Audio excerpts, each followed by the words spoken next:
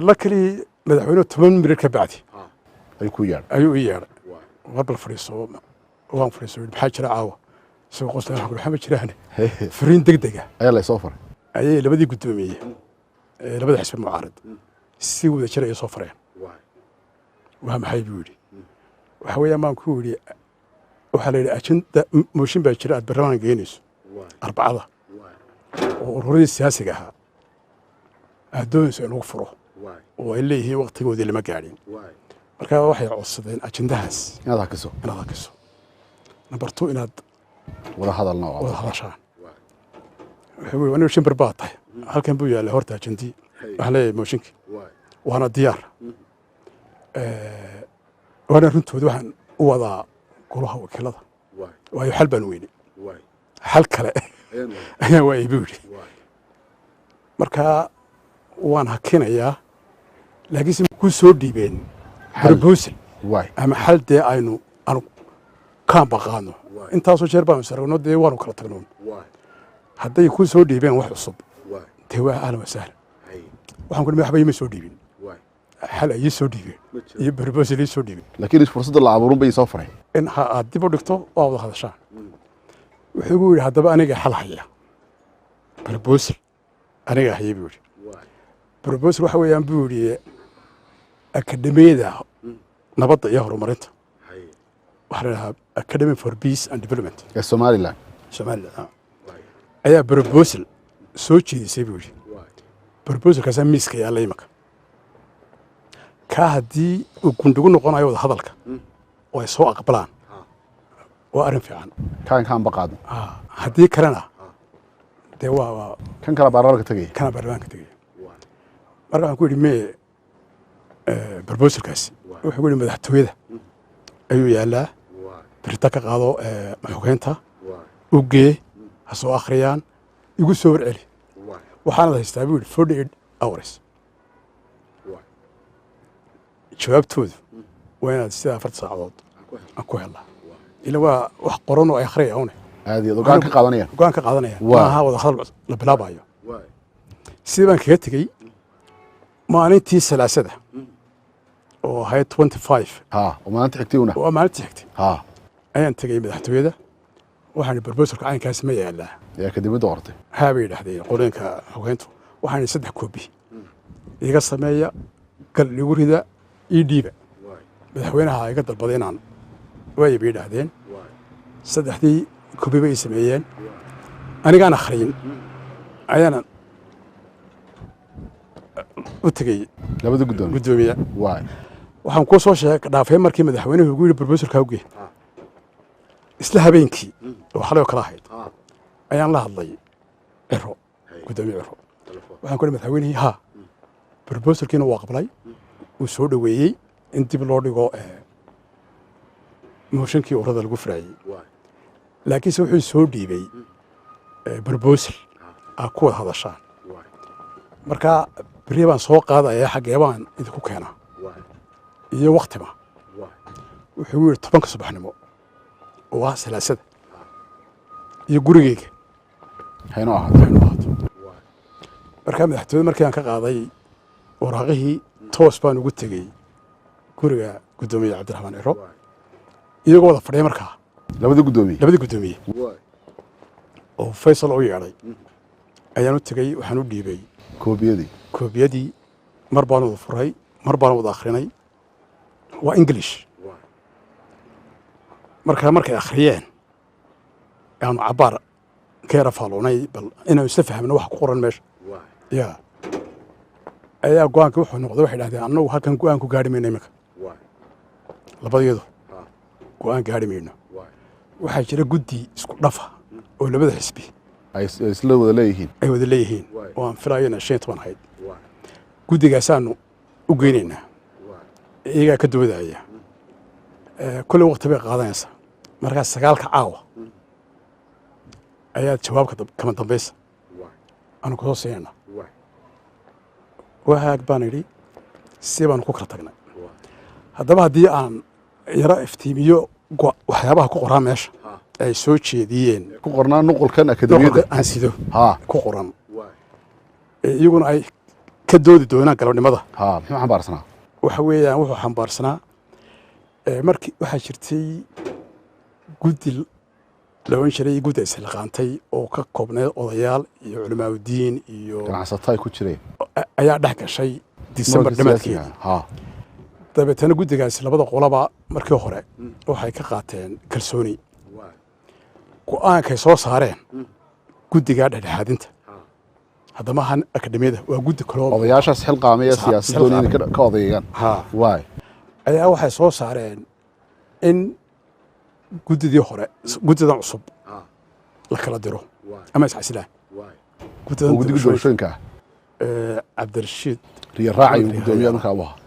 khilaafku halkaasoo haaba khilaafka jawhariga muddo dheer baa lagu murmayay gudoomiyaha ayaa lagu murmayay riya raac oo murunkana wuxuu ahaa qoladan mucaaridku waxay lahaayeen article 12 ee xeerka 2001 oo doorashooyinka xeerkiisa ayaa wuxuu dhigayaa guddiga doorashooyinka shuruudahaas ayuu dhigayaa sida loo dooranayo marka waxaa ku jira qodob odhanaya qofka loo dooranayo guddiga doorashooyinka waa inaanu xisbi ama urur ka dhex muuqan ka xubin ka ahayn oo uu yahay independent waay qof madax bannaan ka madax bannaan marka labada xisbi mucaarid waxay leeyihiin cabdirashiid xisbiyahan bay magac lahayn xisbiyahan buu ahaa kulmi ahaa oo loleynayay 2017 uu ka qayb galay marka haddaba markii loo doortay gudoomiye doodooda caynkaas ahayd doodooda caynkaas tay ku diidanay gudoominimada ma awoodi karo waay doodooda caynkaas ahayd dowladdu isla sharciga qodobkiisa 13aad ay deliishanaysa waay oo wuxuu sheegayaa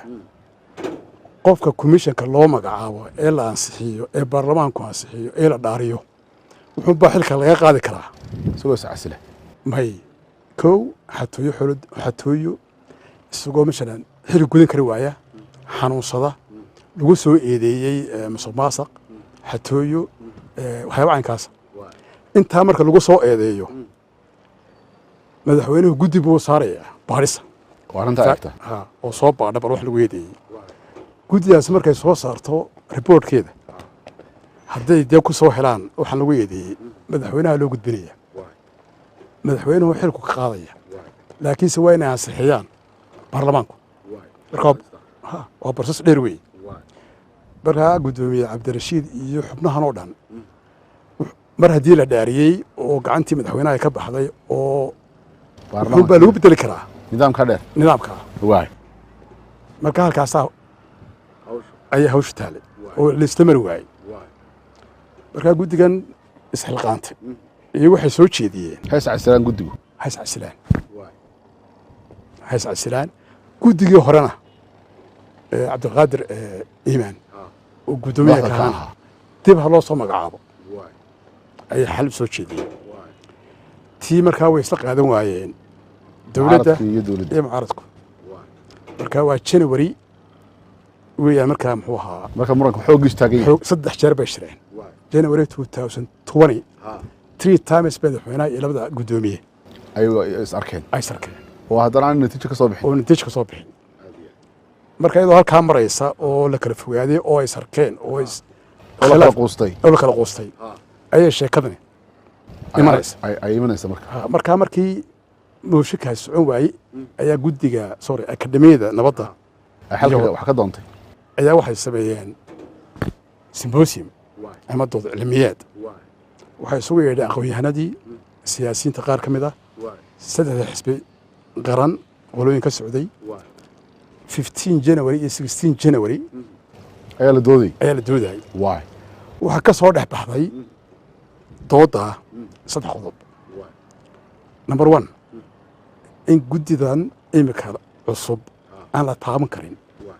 waa la bedelay oo qodobka hore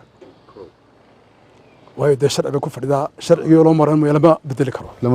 iyagoo iscasile mooyaane taasina waa pressure oo in pressure gareeya maaha 2 guddigani cusubi waxay dooranayaan technical committee oo farsamo ahaan la shaqeeya oo iyagu hawshii ay qaban lahaayeenba qabta balaankii operationkee dhan guddigaa farsamo ayaa loo diraya waa qodobka labaad iyagu overseeing bay ku samaynaya waay dushay kala soconaya qodobka saddexaad in guddidii hore ee doorashooyinka dib loo soo celiyo oo ay ka mid noqdaan guddiga farsamada qolada farsamada loo diray ee shaqada wadaysa ayay ka mid noqonaya iyo in khubara ajaaniba oo experts iyana lagu daro intaas bay soo jeediyeen marka nuqolka intaas waxaan baarsiiyay oo intaas way saddexda qodob 1 2 3 oo faahfaahsan ayaa ku qoran warqadaha sido marka waraaqihii way qaateen sida ay ku balanay 9kii habeenimo ayaa jawaab on the dot ayaan garaacay gudoomiye balanta gudoomiye waran la fiican yahay khayr buu yiri marka waxaad laadahay gudoomiye xisbiga wadani ma waxa ku horeeyay Faysal bad ka horeysa waay isaga marka hore fariinta tay soo faray ka horeysa gudoomiye waran ma la fiican yahay hawsha ka waran waa dhamatay buu yiri waanu qaadanay waanu aqbalay gudoomiye cirana la hadalo Cabdiraxmaan bal isagana afkiisa ka qaad gudoomiye Cabdiraxmaan baa la hadlay wuxuu waanu qaadanay waanu isla garanay hawsha marka jindihii madaxweynuhu yiri soo weydii soo warhaliga ka ahaa ilaa daawar hal kana imreen iyana way soo aqbaleen waay waliba waxay sheegeen labada gudoomiye in ay la hadleen Nicholas ergeygii midowga Yurub oo imanayo oo arinkan si goobjoog ahaado halka waxaan xusay dad baa u haysta inuu soo ajendaha la yimi oo dhexdhexaadiyeen goobjoog buu ka ahaa warba uma hayna soo doon loo sheegay wala wargaliyo sagaalka markuu sheegay labadii gudoomiye ay sheegeen oo aan kari karo inaan madaxweynaha la hadlo ama u tago marka xubin xisbiga kulmiye madaxda sare mid kamid ah hoggaanka sare ayaan la hadlay waxaan madaxweynaha fariinta degdeg ah gaarsi ama guriga ugu tag ama xafiiska ugu tag waa very urgent waayahay buu yidhi wuu gaarsiiyey wuu ila soo hadlay wuxuu yidhi madaxweynaha arrinka maa gaarsiiyey hadda waa salaasadii ayay wax dhan dhamaanayaan shalaytana way bilaabeen maalinta labaad maraysaa welina hawshu waa gabagabay ku dhow wuu aqbalay arrinkii waanu sheegay wuxuu yidhi khamiista madaxtooyada ha yimaadaan labada gudoomiye iyo dee tiimkoodu halkaasaanu markaa heshiiska iyo wixii o dhan haddii kaa ogolaaden kaa ku saxeexayna ila wuxuu already waa wax qornaa wey inay qaataan u baharsanayd waay haddana markii baan ku celiyey labadii gudoomiye waxaan ku yidhi khamiista oo noqonayso 27 February ayuu madaxweynuhu yidhi haynoo hato madaxtooyada si arrinkii aynu u finals gareyno halkaasay horta ayay arrintu ku dhamaatay maalintii khamiista February 27 oo maanta oo kale ku beegan maantadaynu joogno ku beegan waa exactly 2 years ayaa la isugu yimi madaxtooyadii halkiibaa saddex xisbi qaran oo madaxweyne ku-xigeenka labadii gudoomiye Nicholas oo isna joogay halkiibaa la wada fadhiistay maalintaa ku arkeen madaxtooyada waanu kulano waanu gaar wada sheekaysanay halkiibaa la wada fadhiistay anigu markaa gudaha maan gelin oo dee mar haddaad ka shaqaysan nimankii hawsha lahaa unbaa galay markaa xisbina kama socdo iyaga markaa gudaha isla galay halkaasaa laga dhawaaqay in arrinkaa lagu heshiiyey oo qodobadaa la qaatay ajaanibkii waxaa laga dhigay 3 xubnood in lagu daro guddiga hore soo celintiisa waa lagu daray sheekada waa lagu daray inkastoo guddigaa hore lagu daray haddana markii dambe aan loo baahanin dee markii technicality la arkay inuu iska fududahay ayay si wada shaqaynayaan iyo sharciyaddii iyadoo la degan yahay la iskula noqday ila markii hore wax jirtay khilaaf baa jiray ayay iyagu iskood soo casileen oo markaa waa ku daynu maqalay guddigii kalunba hawshii markaa kalsoonidii saddex xisbi haysta ayaa la wareegtay sidaasay markaa arrinka waxa ka dhashay in doorashadii la gudagalo halkaa nidaamkii doorashadii la ogaa ay ku dhacday halkaas laga amba qaaday dee waxa ka dhashay in lagu heshiiyey in guddigaa markii horedii ay diidaneen xisbiyadu aad iyo aad loo ogolaaday dabeetana waxaa ka dhashay in loo jihaysto sidii doorashadii May oo isku dariiq lagu soo dhaco loo qaban lahaa oo khilaafkii waa la iska dhaafay